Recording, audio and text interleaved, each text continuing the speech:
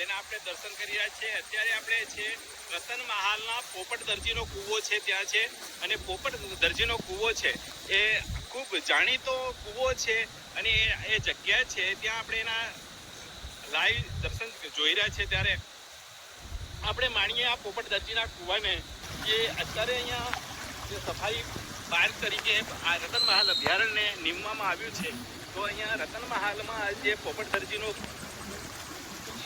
અને અનેક જીવજંતુઓ પણ એમાં એની સાથે છે, અને ખૂબ આછું પાણી આપણને કહેવાય છે, નિર્મળ પાણી અહીંયા આપણે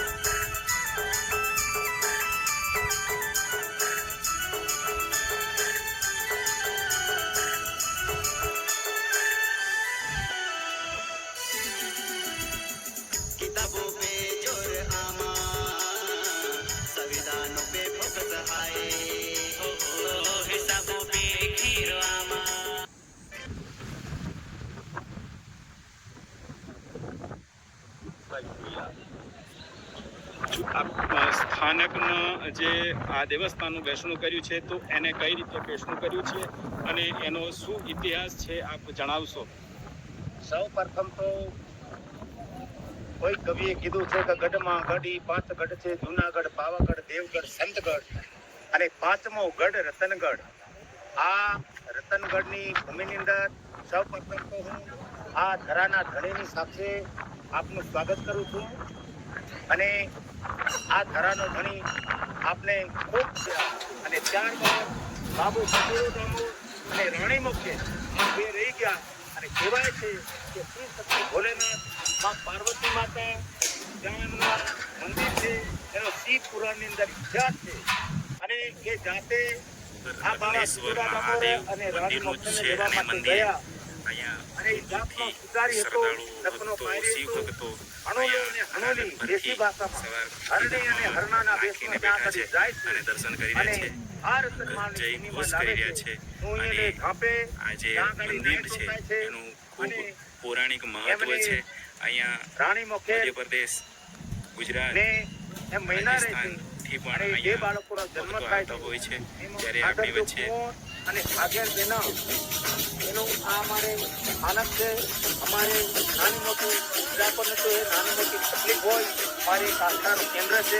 અડધી રાતે અમે ક્યારે પણ એટલે પ્રસાદ પાડીએ તો અમારી નાની મોટી તકલીફ દૂર થાય, ભાર દૂર થાય.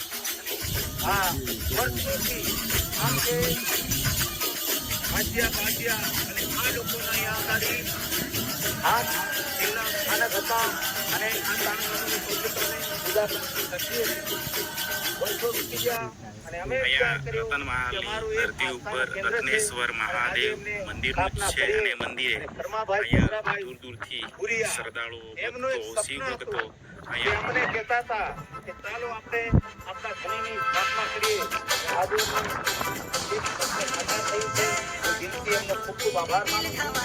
આ ગામના સરપંચનો ખૂબ ખૂબ આભાર માનું છું. આભાર માનું છું. મારા સચિવભાઈનો ખૂબ ખૂબ આભાર માનું છું. અને દરેક તમામ અને એમસીના મારા સાહેબનો ખૂબ ખૂબ આભાર માનું છું. ભોળાબાના અને એમને પણ અમને ખૂબ સહકાર આપ્યો અને અમારી 3 ગામની સરકારના તમામ ગામોનો ખૂબ ખૂબ આભાર.